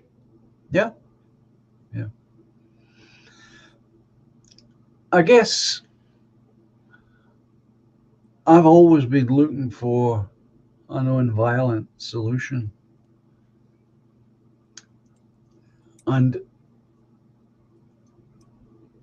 I think it is up to the people, because I came to this conclusion about women who live in Muslim societies who may have to wear the black garb and all that. And having given it enormous amounts of thought, I came to the conclusion that the only people who can sort that problem for those women are those women. Because if they don't see that as a problem in their own life, then who are we to inflict it on them by saying there's something wrong with that attitude, the way you're dressed and the way you're treated, etc., etc. I don't have a right to inflict that cultural idea on to other folk. And so, therefore, I now see the answer to that problem, if indeed it's a problem. But it would only be a problem if those women consider it to be a problem, Scots. And until such times as they do see it as a problem, then they'll be happy to live with it. But they shouldn't be living with it here, because the men who live alongside of that have a desire to inflict that on our women. And our women, by and large, wouldn't go along with that peacefully. No, you're right. Again, I had seen this video a couple of nights ago, and it was talking about the UK possibly enforcing that it's going to be mandatory military service in their hypothetical event of whatever was to unfold. Yeah. So there was this guy and he was going around the streets. I don't know if it was like a London or a Birmingham. It's one of the big English cities anyway. And he's going around a lot of non-English people and asking a question, right, if you were basically chap at the door and the army were saying, right, you're drafted up, would you fight for the country? I do not exaggerate in any way at all. Not one person, not one single person said yes. They all said no. And you'd expect that. But the resounding thing that was underlined in this video, every single one of them, I'm not British, I'm not British, I'm not British, I'm not British, or I've got dual nationality, I would go away to this one, I've got dual nationality, I'd go away to that country as well. It was the same answers over and over and over and over again. So, again, you kind of fall back onto the precipice of it's the elephant in the room. By their own words of their own choosing, they have chosen to point out the single biggest factor that we all know, but politically that you can't point out because you got labelled that they're not British. So if they're not British and, they have no capacity to want to do anything in their own homeland, they shouldn't be here. I thoroughly believe wholeheartedly, and it's not coming from a place of sheer malice, it's coming from a place of absolute need. There is a difference. The need to change this country, the direction, the communities, the hospitals, the infrastructure, everything needs stripped down and rebuilt. And the only way to do that, to get it back to how it ought to be, is done by your own people, with the people who will put people first, not the people in Parliament, no they charlatans, no they bags that sell out for, EU policy legislations and Soros-minded Jewish mental tricks, pardon my language, John, but people that represent people of Skegness, people of Aberdeen, people of Cardiff, whatever they may be, but people representing people. And until that happens, there will be absolutely zero change, because they'll just deflect and hide behind piss poor legislations for people that do not give a single fucking damn about a blade of grass, never mind the people of this country. Yeah, I agree. I haven't seen the thing that you're referring to, certainly, but I will believe it. And that brings me back to my own thoughts on how to change the flow of people coming into the country. And I still think that this can be done with not entirely peacefully, but with a minimum of aggravation and anger and fighting. And we have to do it. We need to get this, is we're back to, I know we're different here, but we need somehow to get political power, and once we've got it, hold on to it and wield it, and approach the subject in such a way that we encourage these people to go home without banging their heads with a rifle butt. And I'm confident that most of the time it can be done simply by dismantling what we've provided for them. And once you dismantle that, then most of them will be running back home. They won't need much encouragement to go home. No, and the thing is as well, like, again, with many different aspects to this, because it's like an onion, the more layers you peel back, the more it interconnects. Yeah. As you have, whether it be in any of the four home nations, you've got these, refugee lawyers. So basically, they go in there and they start schooling them on their quote-unquote civil rights, which they shouldn't have any, human rights, which should basically none apply, considering it's military fighting Asian men, it's fleeing a quote-unquote war. If they have no appetite to save the land of their fathers, then what makes them think they're going to be a contributing member of any society, never mind in Britain or Europe? Then they get given, obviously, the status. Then the status comes with benefits. Then the benefits comes with position opportunity. Position opportunity then provides a career pathway for network, and then family get brought over as well. So very much from the get-go, whether it's a plane, a train, a boat, or on the back of fucking some 6'3" lanky bastard, these people already know and have a role to play in whatever capacity that's going to be for the Sands to the time they get here. 9 times out of 10, they're already picked. They're already picked out. And I never believed all that a couple of years ago, and it wasn't to do with like naivety, it was just how well articulated and oiled that machine is in every single aspect. And the mere fact is right now is we've got Rishi Sunak, right, standing on some podium thinking that he's he's fucking Jack the Lag when quite really he's a fucking idiot. And he's saying that they're going to be cutting people's universal credits after 12 months if they've not got jobs, right? Now, right away, people are going to go back in arms and they're going to be going, that's a disgrace. Now, the implementation of that, to me, sounds like it could go one way or the other. The nature of it, right? The nature of it is a good thing to a certain point, but it doesn't address the actual point. And the actual point is that there's too many people on welfare.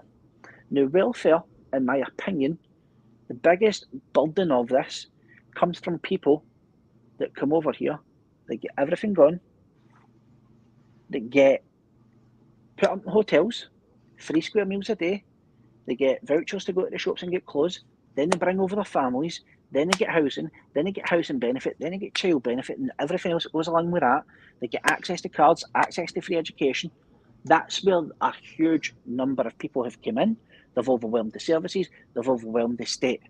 He's not addressed the root of the problem. What he's done is he's fucking put a plaster on a hole in a ship. Mm. And it's to try and appease a small minute of people without actually rectifying and addressing the root of the problem. Now, instead of people trying to actually look at this rationally and see it for what it is, people are too busy fighting, oh, you're Labour or you're Tories or you're scumbag bastards. And no. Again, and it goes back to what I said earlier on, let's get the data, let's get the facts, let's look at this for black and white, let's shine a light on it so we can all see it for what it is, but they won't do that because it deters what they're trying to put in place. And what they're trying to put in place is which we've seen during lockdown, folks, and nobody on a grand scale, there was some, but nobody on a grand scale up in the country actually seen it for what it was, that they were trying to make special types of furlough schemes for BAME communities, whilst white workers had to go out and face a quote-unquote pandemic, whatever way you like it. But these things did happen. You can go back, you can read it, you can see it yourself. They're trying to create a different class tier system which empowers them and disables us. And the only way that you can hamper that is by taking away their fucking influence, which comes from money. Yeah. That's it. As I say, I've gone over it in my head, Scots, a zillion times, you know. I just need to get the job of First Minister or Prime Minister. Because once you see it clearly, as I think I do, and that's just my own opinion about myself, obviously, the steps to dismantle it aren't that difficult. I mean, you don't need to be a genius to work them out, but you just need to have the willpower to do it and have enough men behind you to make sure that if anybody should try and make it become violent, then you've got enough manpower behind you to put them in their place. See, I'd agree with that. And the sad thing is like, you've got a lot of good people up and down. You really do. Up and down this country, you will find an abundance of able-bodied, dignified men. Dignified one, but dignified men. And I'm explicitly stating men for a reason, because we've been told for a number of years now that people are coming over and they're doing jobs that we wouldn't do. I've heard that all my whole bloody life, Scots. I've heard that all my whole life. It's infuriating. It's so disingenuous. Sorry, I just get angry when I hear that nonsense. I do. Rightly so, John, because to me it's a crock of shit. It is. Now what we're finding is, right, is that this has grown arms and legs to such a degree where it's changing the teaching capacity, it's changing the police capacity, it's changing right across every workforce, right into Parliament capacity, to our own quote-unquote First Minister and the Prime Minister. And now we've got some chap in Wales who quite frankly, I don't know that guy's name, nor do I care it. So sorry if there's any Welsh people in your chat. And they're trying to tell us how we ought to be and how we need to act within the lands that, quite frankly, is our inheritance that came from people before us, that was passed down from generation to generation to generation. These people are nothing more than free, undignified infiltrators trying to kind of get a sense of a branch of entitlement that, quite frankly, shouldn't have been there. But there is many men up and down this country that would have perhaps joined the army or joined the navy or joined the RAF, because like that it was a sense of duty, and I think it's a very, at one point, deeply respected thing, doing the service, standing up, defending your country, protecting the people, doing good justice, whatever you get called today. But right now, there's not many people getting into these positions, because what's the point in serving a self-loathing pot that has no reflection of accountability, backbone, or desire to defend the people of this nation, never mind anywhere else in the world? And this is going to bring us what I was wanting to speak to you tonight. We've got all this stuff going on in the Middle East now, right? Yeah. And we've seen Sunak with RAF boys and whatnot earlier, right? And we've seen people in the streets up and down the country with their Palestine flags and all the rest of it, right? But not once, right? Not once in Westminster or in Holyrood has any politician stood up and condemned any actions for both sides. Never so much as turned around and says, we need to prevent this, not because of the global catastrophe, because we're sick and tired of British blood dying in foreign lands for fucking no interest. Yeah. It doesn't serve us. They No. have no desire to stick up for the people that's already there, that doesn't need to go away to a needless war that doesn't concern us. So when you get this general reflection for the government and institutions themselves that self-loathe and hate our own kind, it is no position and no fault of our own, but it's understandable why we don't have the numbers and service that we ought to have, because people just don't give a fuck anymore. Yeah, they don't. They just don't. And you're so correct in that one. Yeah, they just don't. The British Army shouldn't be where they are. It's outrageous. The money that has been given over is outrageous. And to support a genocide is outrageous. The only thing that I can say that's got any worth to it is that I never thought I'd live long enough to see the utter collapse of Jewish exceptionalism. And they'll never get it back. They can never point the finger at anyone ever again. Not after what the world has watched. And that's another huge crime for all these people who have authority to allow this to have gone on without doing anything positive to prevent it. But at least it's put an end to Jewish exceptionalism. And if you should ever encounter this exceptionalism, any of you, don't accept it for one instant, because it doesn't exist. It doesn't deserve to exist, and it never did exist. The whole idea that God would make a whole world of peoples and then take one set of peoples aside and somehow make them special is philosophically ridiculous. it doesn't even stand any kind of scrutiny philosophically, that idea. In fact, I've never understood why people have accepted this idea that they're exceptional, because they're not. They never have been. And now they can never claim it because the world, they've shown the world what they really are.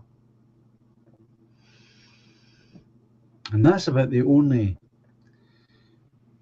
positive thing that comes from this absolute crime that's going on in the Middle East and continues to go on. I don't know how you feel about it, Scott, but that's how I feel about it. I would echo the sentiments of nobody likes genocide, nobody wants to see it. But what I think has been very strange throughout all this, on a serious note, is this, as you say, exceptionalism, the whole fascination around these people who, for better or worse, have a very palatable history of being menaces wherever they are. And it's not a place I hate saying it, it's a historical fact. And again, when you provide facts into a case of why did you say this, then well, the evidence will make the lies fall like a house of cards. Yeah, We've got course. over that part of the world a plethora of nations that could have done a lot more for that tiny wee bit of land, have chosen not to, whatever the reasons are. It's not really a place to comment on it, but it does strike me as strange. But, you know, I think fundamentally what this highlights is,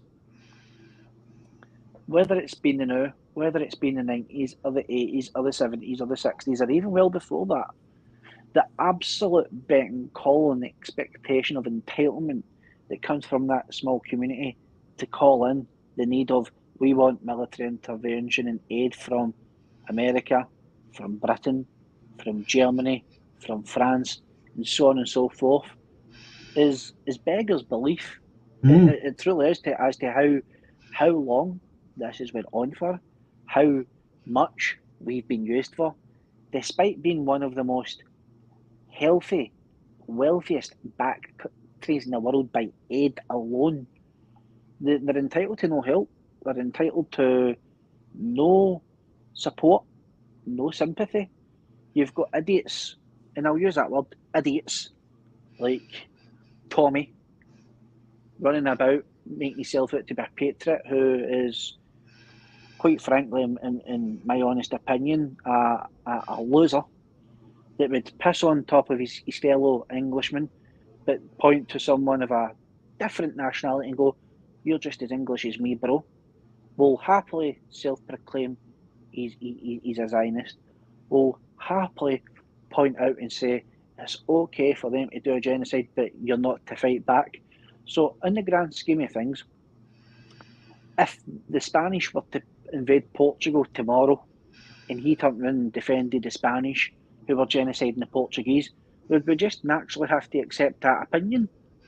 If the Canadians had just somehow became a superpower overnight and started genociding American people, and they decided to camp with the Canadians, do we just accept that opinion? I think as much as we want independence of Europe for our own people to grow, I think there is a side to it, and again, I wouldn't get involved with anything, but there is a side where the people who are instigating trouble should not be supported or aided in any way. No, I agree with you. Absolutely no comparison. I turned around and said recently to a friend, we were talking about this situation, I turned and says, do you know, see the sad thing is whether you agree with one side or the other, I'm not that speculative a comment on, because my feelings are outside of it. But it should just go back to the old-fashioned way.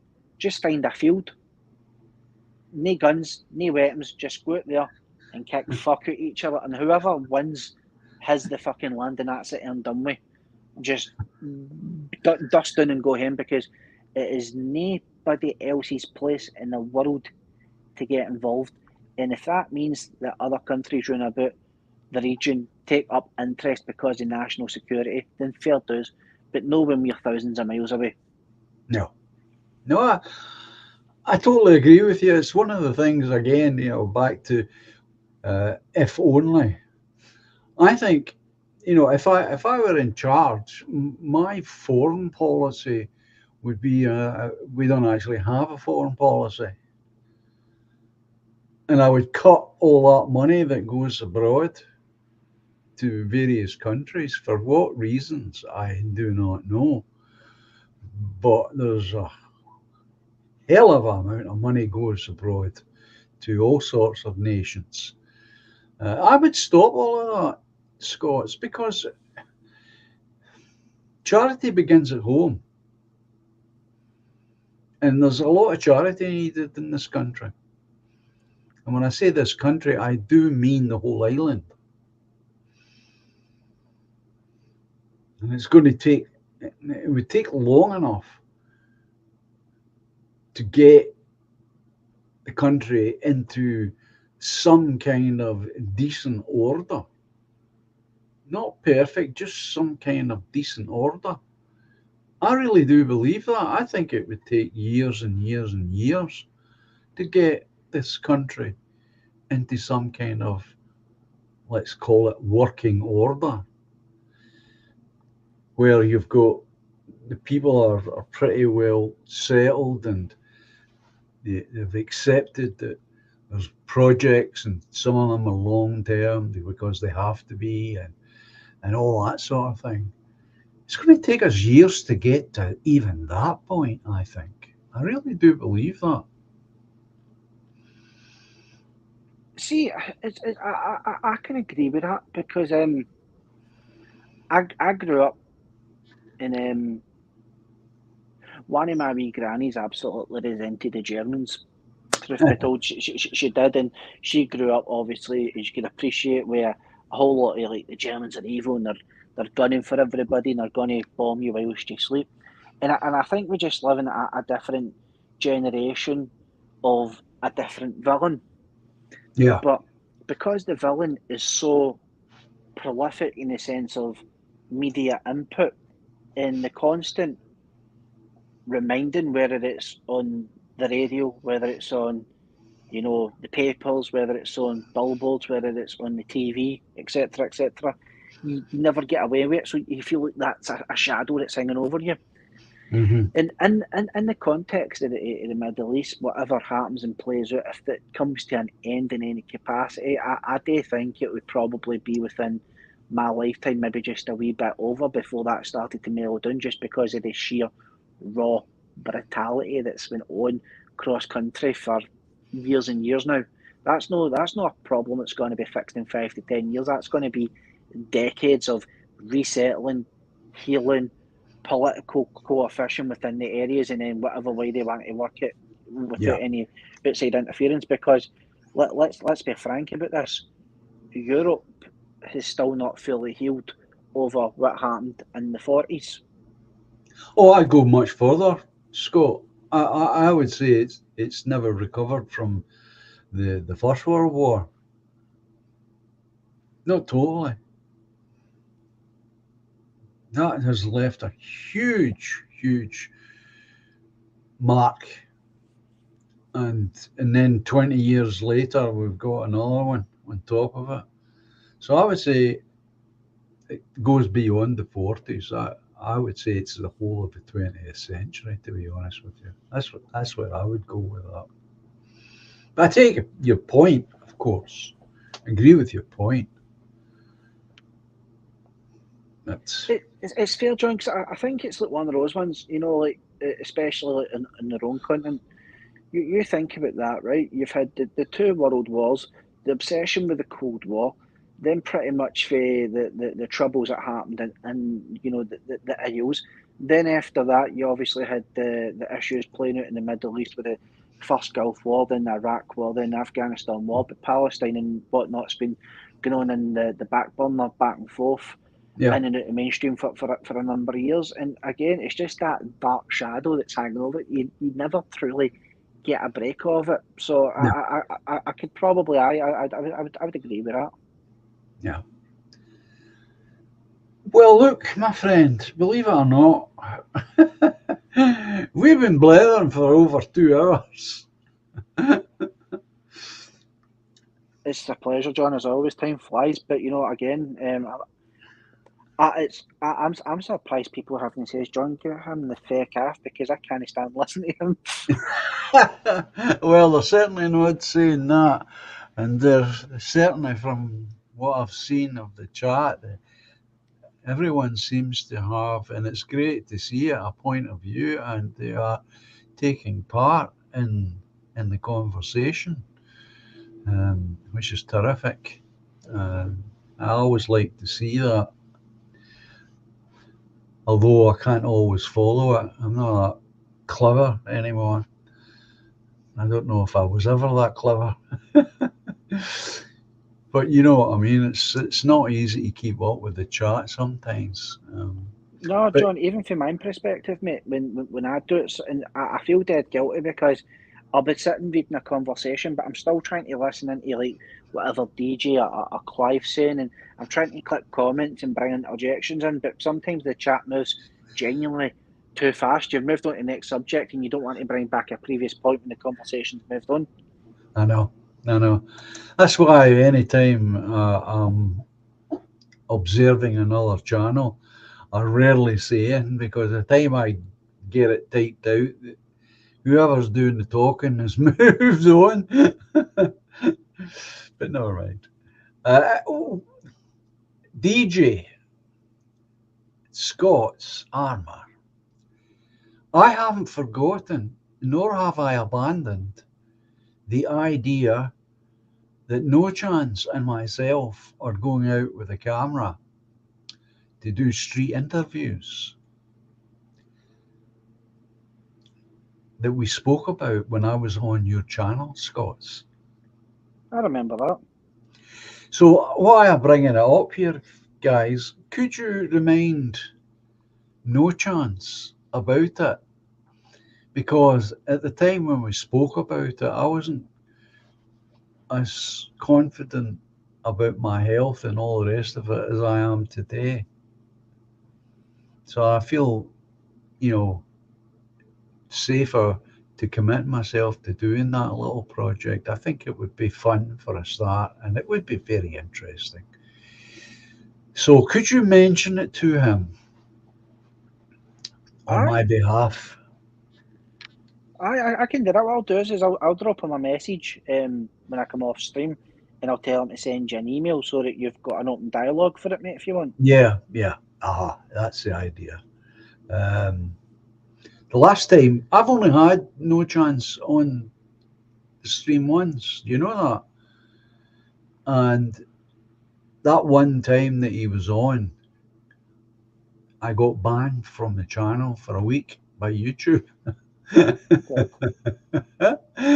Yeah, well, you see, just like tonight, we were so busy talking, I never noticed.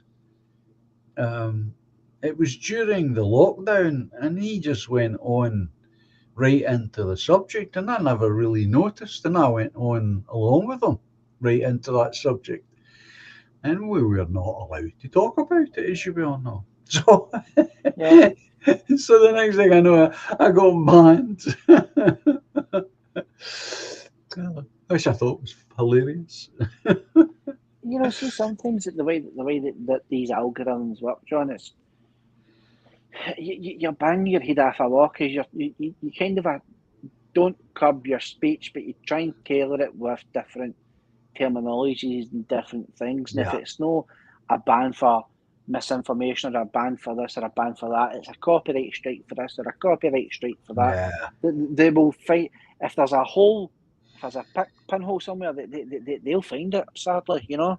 But don't Yeah. get deflated with it. Just, just No. keep bouncing back. And if it means that they've got to listen to your stream, then tough. It's an extra view, mate.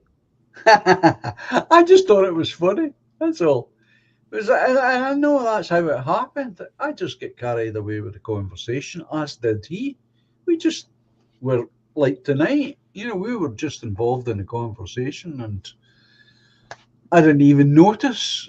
It was only later on, a couple of hours later, my sister phoned and said, they've struck down that stream that you had on, and that's when I discovered I was banned.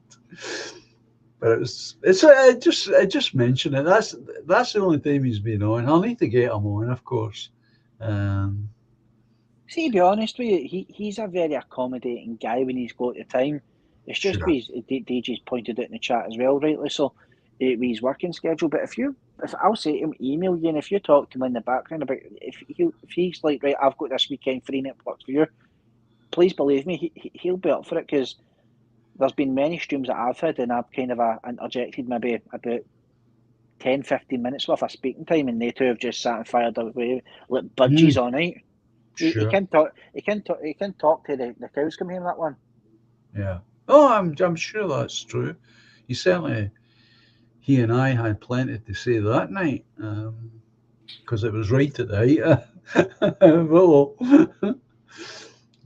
So I was flying high myself. No, it's not a bother or anything. It's just that's how long it is since I've had them on. Put it that way. It's that long since I've had them on the channel. But I like the idea about what we were talking about, doing the street interviews, especially when he said he had the camera and everything. I thought, that's great. That could be a real bundle of laughs. So yes, if you wouldn't mind, drop him a wee note and ask him to be in touch, and we'll get something sorted out one way or the other. I will do, sir. Okie doke. So I'm going to finish up at this point and bring on the outro music. So for anybody who's still in the chat and is interested in buying the music from me, this is one of the tracks that you would get. All right, it's called The Eternal Flow. All right, so just so you know.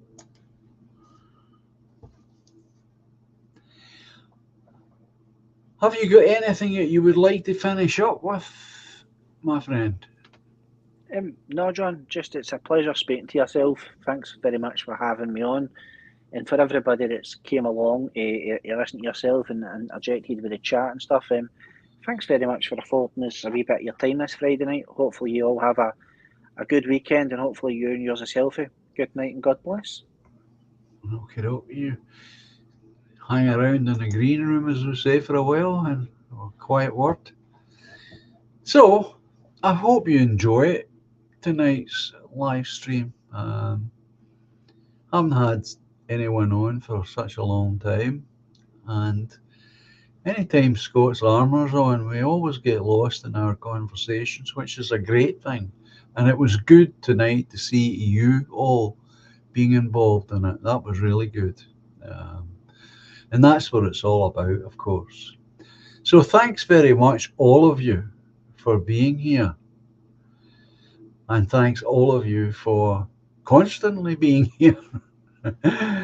Now, if you get a bit of weather, get outside and enjoy the good weather if we get any. And I'll speak to you all real soon, Tuesday in other words. And as I say, if you want the music tracks, send me an email. Okie doke, and we can take it from there.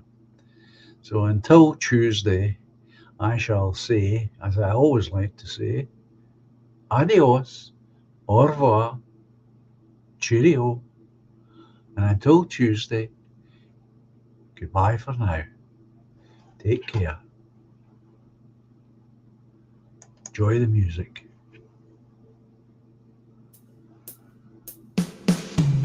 Silently the snow falls, paints a winter scene, swiftly spreads the dark rim, hides a fading autumn green. Send me an email, Julia. Moonbeams brush the dark wood. Conjure friendships dear to me. Lightly now the breeze flows, disturbing more than just the leaves. But life's much more than we can know. We are one small glow in the eternal flow. Patiently the love grows, lifts the weary heart. Gently now she holds me, melts two worlds once apart. Moonbeams brush the dark wood, usher dreams of you and me. Softly then the breeze blows, disturbing more than just the trees. All together But now. what's much more So much more than we can know. than we can ever possibly know. We are one small glow, But a very important glow. in the eternal flow. Melodies of long ago, songs of innocence, harmonies to soothe the soul, have some consequence. Moonbeams brush the dark wood, awakening joys of you and me. Silently the snow falls, bringing winter symphony. All together now. But we're much more than we can know. We are one small glow in the eternal flow. But life's much more than we can know. We are one small glow in the eternal flow.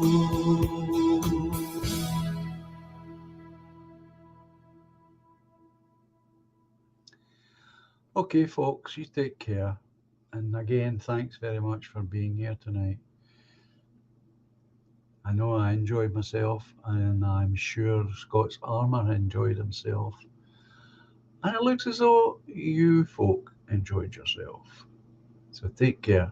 I'll speak again soon. Bye just now.